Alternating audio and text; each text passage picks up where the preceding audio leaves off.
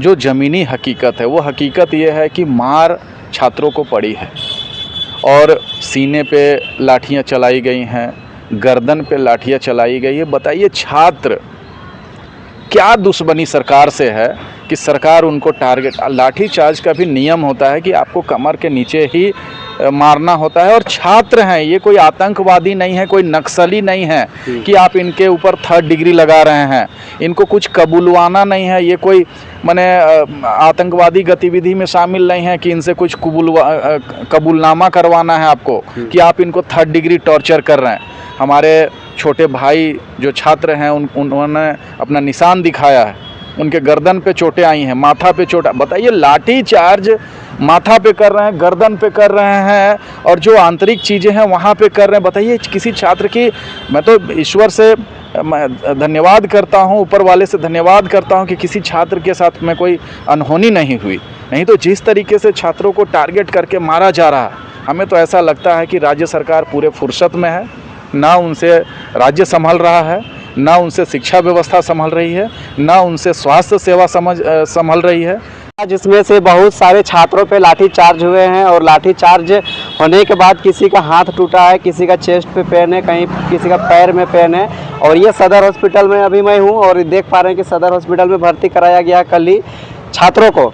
मैं आपको बता दूं कि छात्रों से मिलने के बाद एक ही चीज़ समझ में आया है कि राज्य में अगर आप भ्रष्टाचार के खिलाफ अगर बातें करेंगे, अगर आप शिक्षा व्यवस्था को सही करने की बातें करेंगे, तो कहीं ना कहीं आपको फर्जी तरीक़ा से या तो आप पे वार किया जाएगा या तो कुछ और भी करके आपको साइड किया जाएगा। वही कल देखने को मिला है। अभी छात्रों से जब बातचीत हुई तो उससे अंदाज़ा लगाया जा रहा है।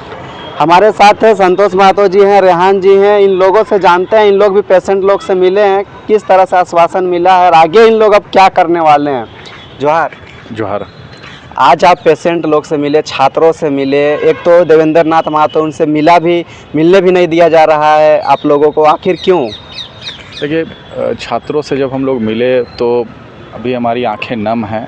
उनकी स्थिति देख के हमें ऐसा लगता है कि जिन छात्रों को स्टडी टेबल पे बैठना चाहिए था, लाइब्रेरी में बैठना चाहिए था, वो यहाँ ऑक्सीजन मास्क चढ़ाए हुए हैं। बहुत तकलीफ़ है राज्य की स्थिति देख के, छात्रों की स्थिति देख के।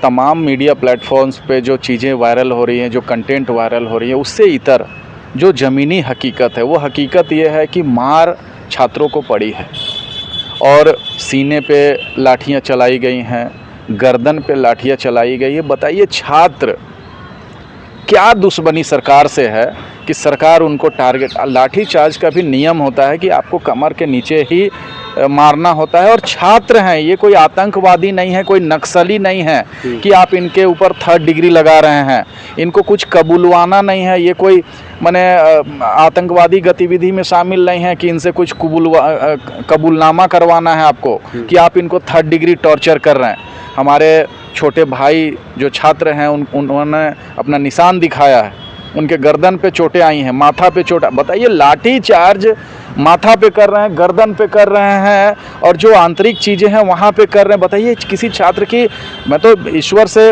धन्यवाद करता हूँ, ऊपर वाले से धन्यवाद करता हूँ कि किसी छात्र के साथ में कोई अनहोनी नहीं हुई।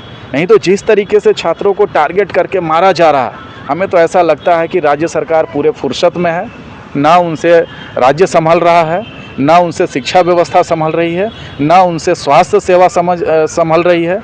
छात्र यहाँ पे इलाज के अभाव में है, अभी भी अनशन में ही है। इलाज के नाम पे बस सलाइन चढ़ाया जा रहा है, बीपी नापा जा रहा है। भाई अरे उनकी स्थिति, बोल नहीं पा रहे हैं, वो आवाज़ उनके मुंह से नहीं निकल पा रहा है। और दूसरे तरफ इतना लंबा आंदोलन है, इतने लंबे आंदोलन के लिए आखिर राज्य क्या देखना चाह रहा है? क्या राज्य में अराजकता की स्थिति देखना चाह रहा है? क्या नेपाल, बांग्लादेश और जो अन्य देशों में जो अराजकता की स्थिति हुई, जो तख्ता पलट की स्थिति बन पाई है, आप विपक्ष को भी इतना मौका देने के लिए क्यों तुले हुए हैं? आप छात्रों की बात मान लेते, जो उनकी जायज़ मांगे हैं उन पे उचित कार्रवाई अगर कर लेते, तो आज विपक्ष जो है छात्रों की चिता पे रोटी सेकने के लिए आमादा है। आज भाजपा को देख लीजिए, और दूसरे जो विपक्ष में बैठने के काबिल भी नहीं है, वैसे राजनीतिक दल आज सड़कों पे उतरे हुए हैं, टायर जला रहे हैं, उत्पात मचा रहे हैं। क्यों? क्योंकि वो राज्य में अराजकता की स्थिति लाना चाहते हैं। ये वर्तमान सरकार को भी समझना चाहिए। हम सरकार के दुश्मन नहीं हैं, हम राज्य हित की बात करते हैं, हम छात्रों की हित की बात कर रहे हैं। वैसी मांगे जो बिल्कुल जायज़ है।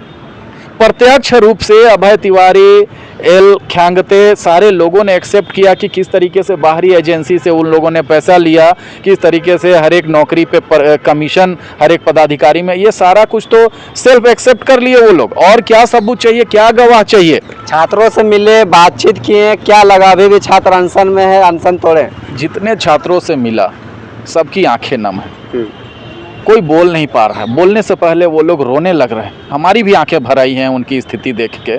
और हम लोग भी इस बात को समझते हैं कि वो छात्र हैं, उनको ये अस्पताल में ऑक्सीजन मास्क चढ़ा के रखा जा रहा है, लाठी डंडे से पीटा जा रहा है, भगदड़ में दबाए जा रहे हैं, कुचले जा रहे हैं। छात्र वो सब चाहते नहीं। छात्रों की पहली और आखिरी इच्छा है वो नौकरी हासिल करना चाहते हैं। उन्होंने जो मेहनत किया है, सालों साल जो स्टडी टेबल पे बैठे हैं, किताब अंडरलाइन करके कॉपियाँ भरी हैं, वो लोग चाहते हैं कि उनको नौकरी मिले, उनके बूढ़े माँ बाप, उनके गरीब माँ बापों को सहारा मिले, वो राज्य और जो व्यवस्था है उसका अहम हिस्सा बन पाए। तो उसके लिए वो मेहनत कर रहे हैं। और जो चीज़ों का मार्केट में सबूत वायरल है, उसके लिए सरकार को स्टैंड लेने में इतना तकलीफ किस बात का है? संतोष जी, अभी जो आप लोग मिलने गए तो जो मुख्य चेहरा देवेंद्र नाथ महतो, पुलिस प्रशासन उनसे मिलने के लिए रोका जा रहा सबको, आपको भी नहीं जाने दिया, साथ में आपके साथी रेहान जी थे उनको भी नहीं जाने दिया। ऐसा नहीं लग रहा कि कुछ राजनीतिक यहाँ पे इन्वॉल्व हो गया या फिर कुछ शिकार होने वाले देवेंद्र नाथ महतो उसका? कदम कदम पे राजनीति है। यहाँ कोई मुख्य चेहरा या सेकेंडरी चेहरा ऐसा नहीं है, ये छात्रों की मांग है। हम लोग पहले दिन से तमाम प्लेटफॉर्म्स पे ये चीज़ें वायरल कर रहे हैं, फ्लैश कर रहे हैं कि भाई ये छात्र आंदोलन है। आप भी किसी राजनीतिक दल से प्रत्यक्ष या अप्रत्यक्ष रूप से जुड़े हुए हैं, इसका मतलब आप छात्र नहीं हैं, ये कहना बिल्कुल गलत है। आज के डेट पे कोई भी व्यक्ति जो पढ़ा लिखा है, शिक्षित है, वो किसी न किसी राजनीतिक दल से डायरेक्टली इनडायरेक्टली जुड़ा हुआ है। वो किसी न किसी को तो वोट दे रहा ही है। आप वयस्क हो गए हैं, 18 साल प्लस हो गए हैं, तो आप वोट तो देते ही हैं। आप उसके समर्थक हो सकते हैं, कार्यकर्ता हो सकते हैं, पदाधिकारी हो सकते हैं, नेता हो सकते हैं, लेकिन आप छात्रों के साथ खड़े होते हैं तो आप सिर्फ छात्र होते हैं।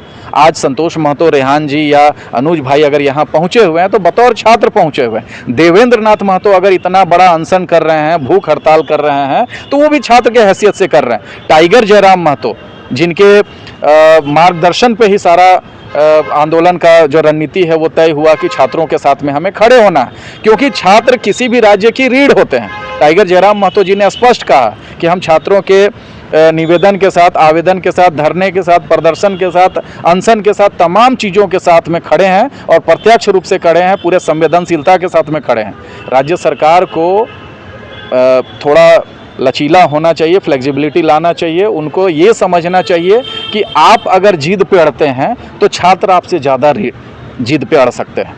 हम नौजवान हैं, हम नवयुवा हैं, हम मतलब जिस ओर युवानी चलती है उस ओर जमाना चलता है। अगर आप रिजिड होंगे तो हम लोगों को और रिजिड होना पड़ेगा। कल का ही आप बताइए कि आप अगर जयपाल सिंह मुंडा स्टेडियम में आ जाते, छात्रों के साथ बात कर लेते, तो ये जो 7-8 लेवल का बैरिकेडिंग आप किए हुए, कांटा लगाए हुए, बम बारूद लगाए हुए, आंसू गैस के गोले लगाए, वो सब का नौबत ही नहीं आता।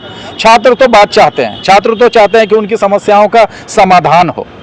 हम तो अपील करते हैं राज्य सरकार से कि अभी भी बहुत कुछ नहीं बिगड़ा है, हम लोग सब कुछ भूलने के लिए रेडी हैं। जो लाठीचार्ज हुआ वो भूलने के लिए रेडी हैं, जो छात्र जख्मी हुए वो भूलने के लिए रेडी हैं, लेकिन जो हमारी मांगे हैं उसके लिए सरकार सकारात्मक रुख अपनाए और बाकायदा सिर्फ वादा नहीं, नोटिफिकेशन जारी करे कि हमारी कौन कौन सी मांगे मानने के लिए वो लोग तत्पर हैं और कौन सी मांगों में कोई कॉन्सेप्चुअल टेक्निकल कुछ मामला है तो उसके लिए भी हम लोग टेबल टॉक करने के लिए रेडी हैं। रेहान जी, आप गए, छात्रों से मिले, क्या संदेश देना चाह रहे हैं आप?